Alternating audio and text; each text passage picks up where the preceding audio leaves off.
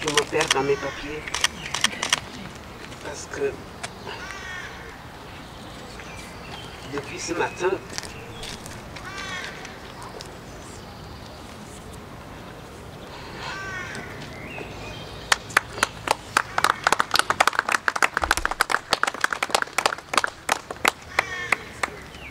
je n'ai pas arrêté d'écrire dans la marche.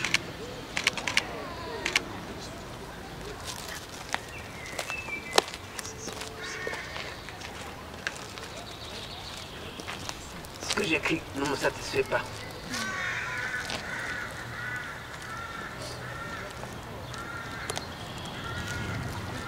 Monsieur le maire,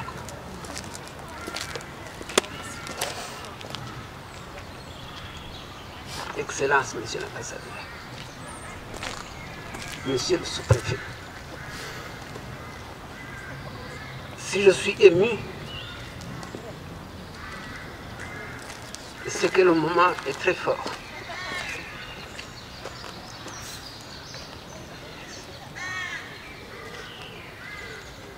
C'était inespéré.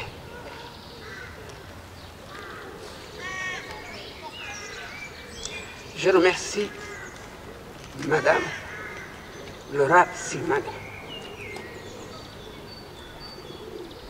Je me rappelle de ce que tu as dit d'il y a 10 ans. Je m'en souviens comme si c'était hier. Je me souviens que quand nous sommes venus te voir ici, dans ton bureau, nous avons parlé de cette stèle, de ce monument. Mais nous sommes rentrés en nous disant, Ildefonse et moi, c'est peut-être une promesse de plus. Nous ne savions pas le niveau de ton engagement, de ta détermination. Et pourtant, nous savions très bien que c'est bien toi qui nous avais donné ce rendez-vous. Parce qu'il faut raconter une histoire. Cette stèle, nous la devons vraiment au Rouennais, monsieur le maire. Il y a dans l'assistance une dame qui s'appelle Léna Moreau. Je pense que c'est celui qui, au moment où il faisait son stage à Iboka, France, a écrit un peu au hasard à toutes les mairies et tu as répondu à son email en disant « Je vais bien en discuter avec vous ».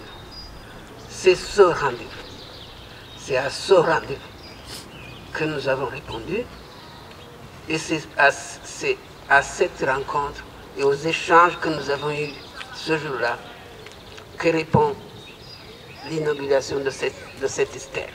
Mais je voudrais bien qu'on regarde aussi ce qui est sur les grilles, l'exposition.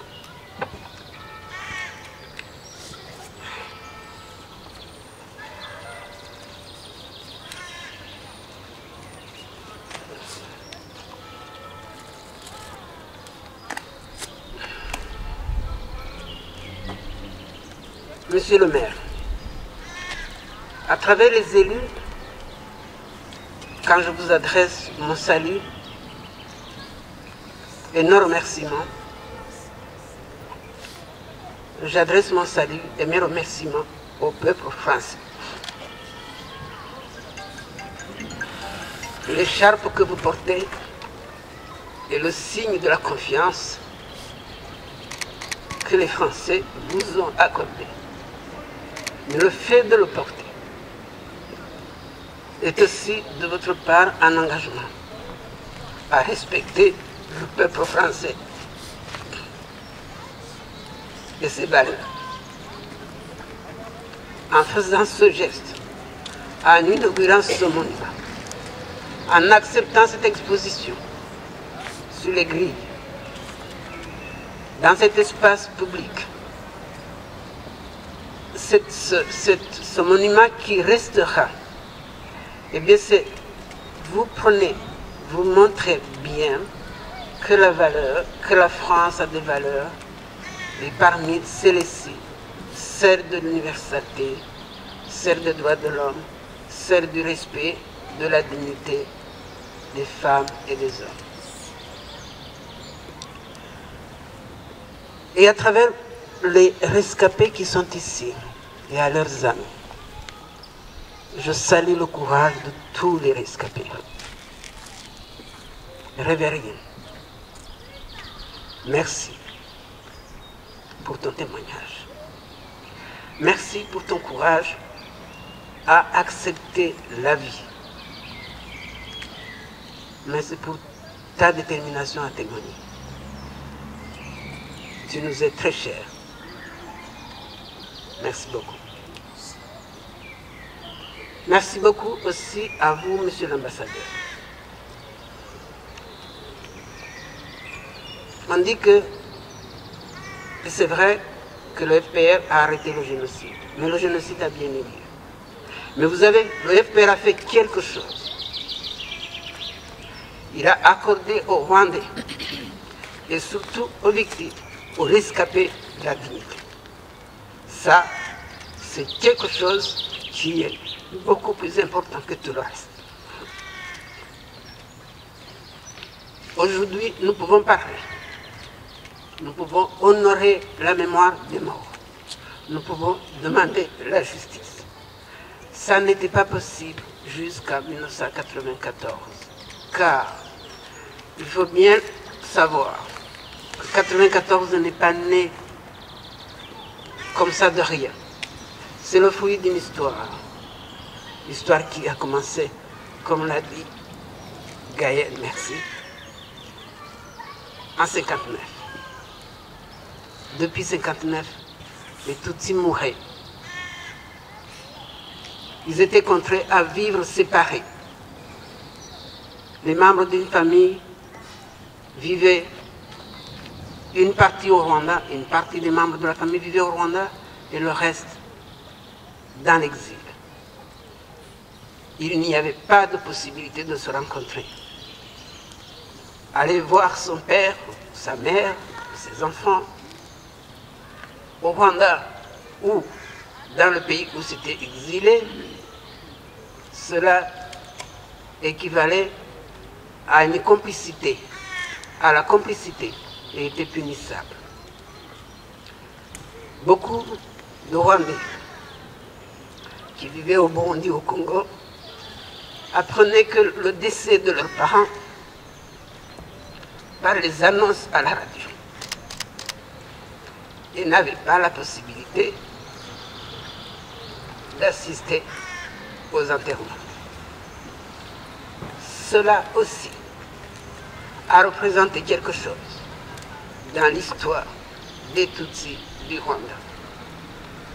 Les pogroms répétés, 63, 73, et demeuraient impunis et se faisaient des victimes de la mémoire n'a jamais été honorée. Et c'est à cela aussi que le président Kagame, à la tête de son mouvement, a mis un terme. Mais ils n'ont pas mis un terme uniquement à la déshumanisation des Tutsis. Ils ont mis en fait un terme à la déshumanisation des Rwandais, en les appelant des Hutus ou en les appelant des Tutsis. Nous sommes tous des Rwandais. Ça, c'est important.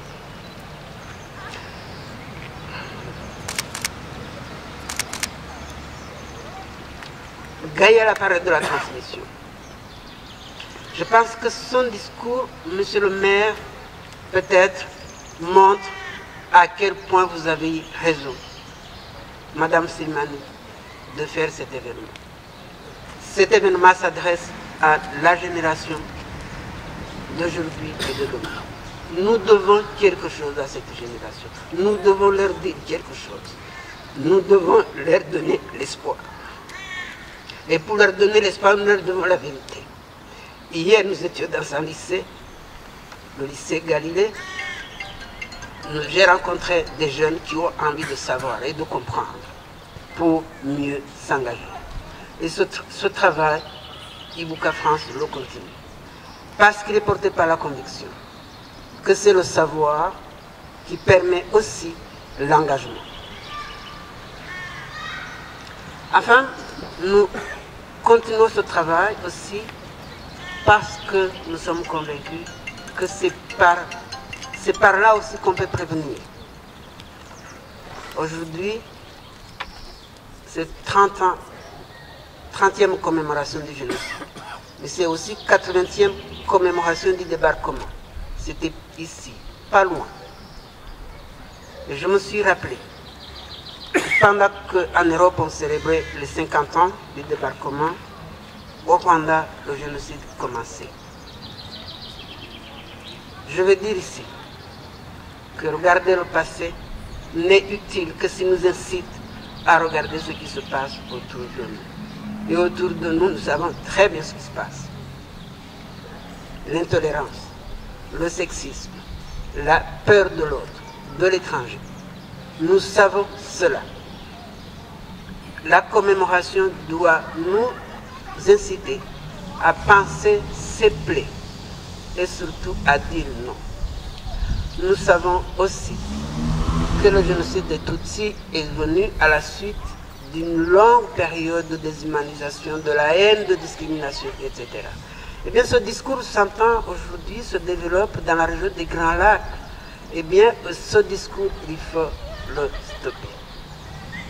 Il faut l'arrêter pour qu'on ne soit pas obligé, dans 1 an ou dans 2 ans, de revenir commémorer encore un génocide qui s'est préparé sous nos yeux, sans réagir.